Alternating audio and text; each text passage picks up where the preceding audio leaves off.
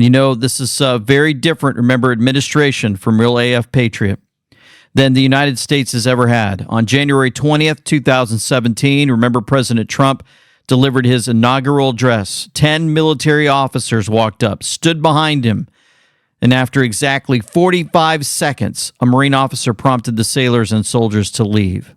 President Trump was sworn in as a wartime president, and he has remained our commander-in-chief ever since. Article 2 of the Constitution, which President Trump has referred to many times, provides a president with inherent powers to use military force without congressional authorization in order to defend our national security. In Drop 3432, Q told us, this is not another 4-year election. The pause was planned. 45-47. If you guys weren't aware, of course, they hit Yemen. The Houthi terrorists, your time is up. President Trump sent a message their way this weekend.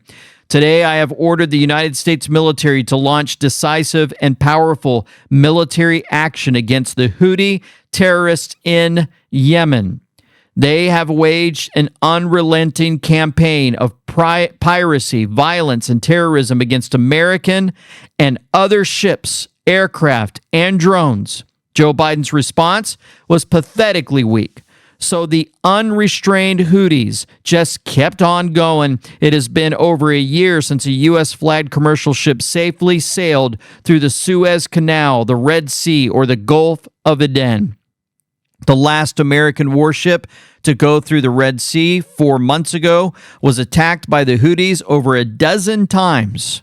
Funded by Iran, the Houthi thugs have fired missiles at U.S. aircraft and targeted our troops and allies. These relentless assaults have cost the U.S. and world economy many billions of dollars, while, at the same time, putting innocent lives at risks. They're killing people.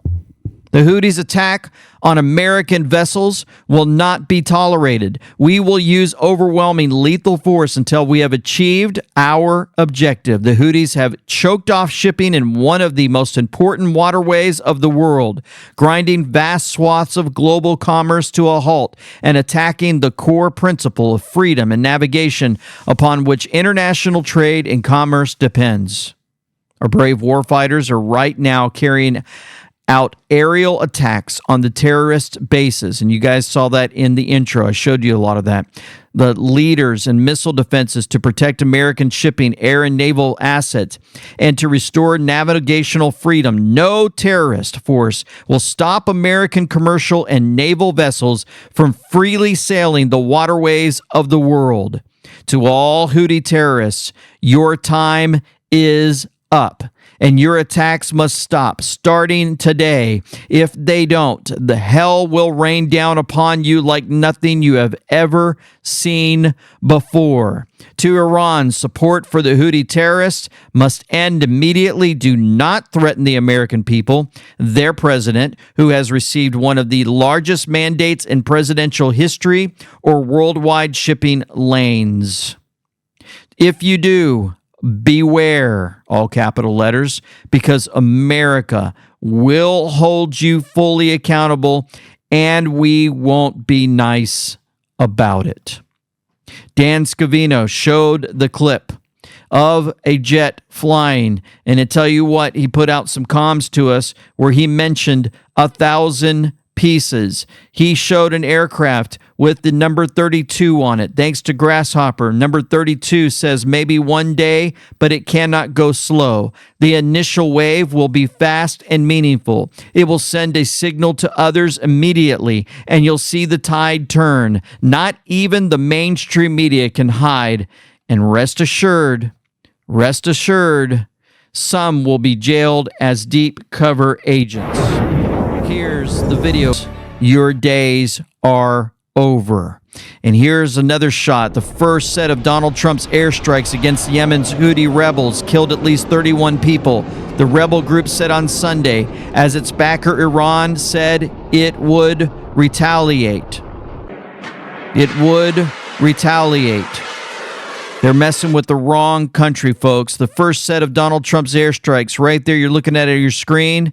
There's the explosion that they're sending out to the world to show us what's going on.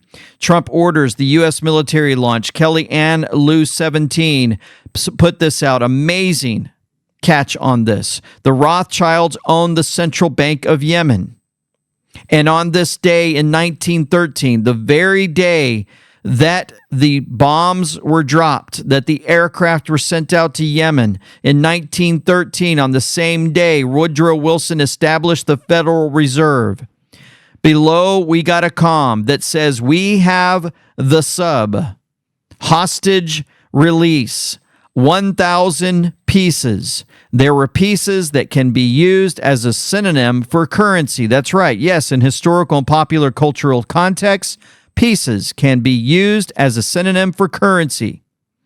And if you're looking at your screen, the cue board actually showed all these banks held around the world by the Rothschilds, one of them, Yemen, the central bank of Yemen.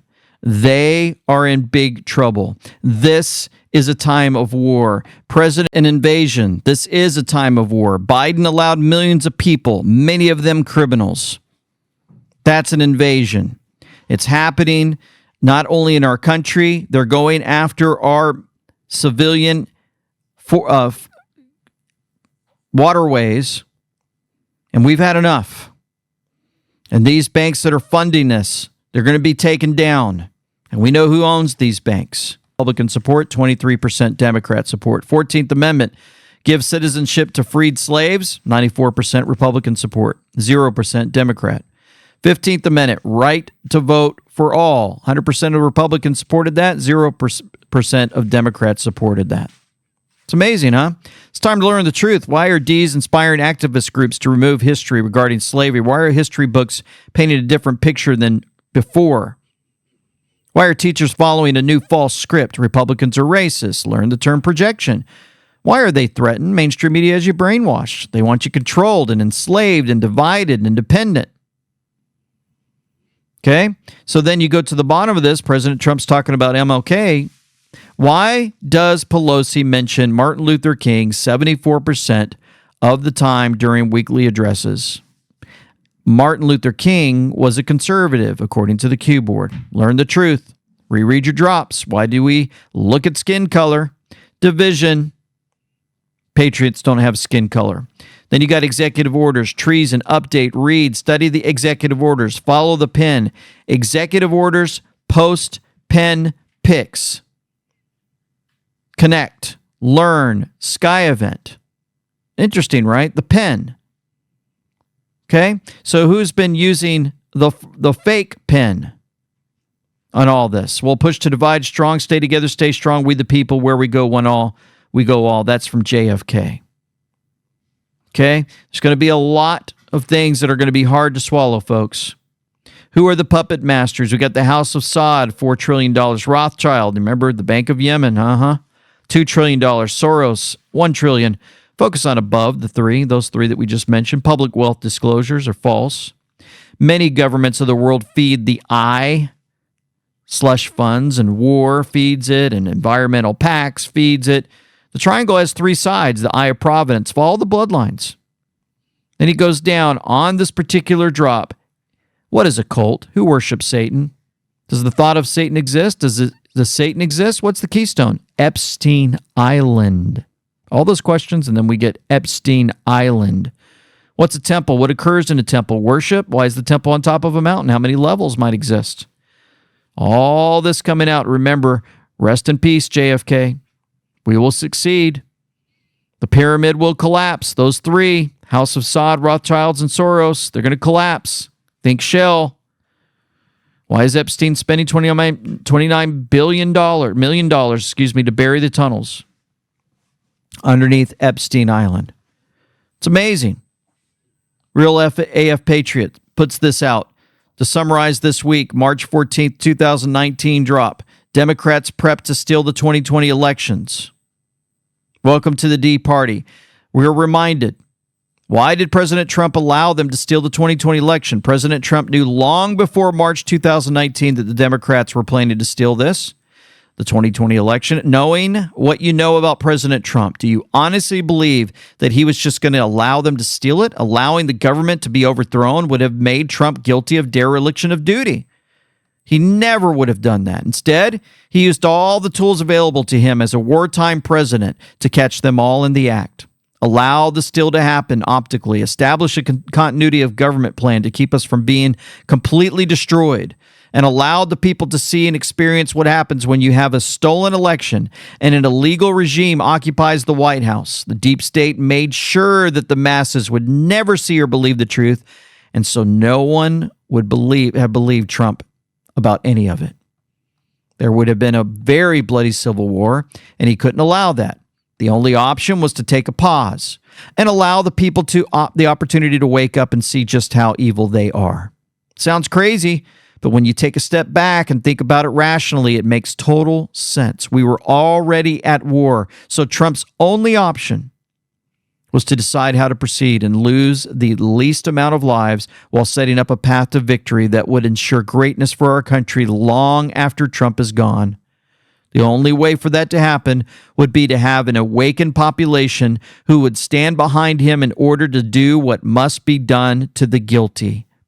Once awake, you can't be put back to sleep, and this would protect the people from falling into their traps because they will never stop trying for generations to come. We've got so much more to show you guys. The pardons that are probably going to be pushed away now because the auto pen was used for Biden. We're going to look at the Aragua folks that are being deported now and how they tried to stop it. The deep state tried to stop it using their stupid judges.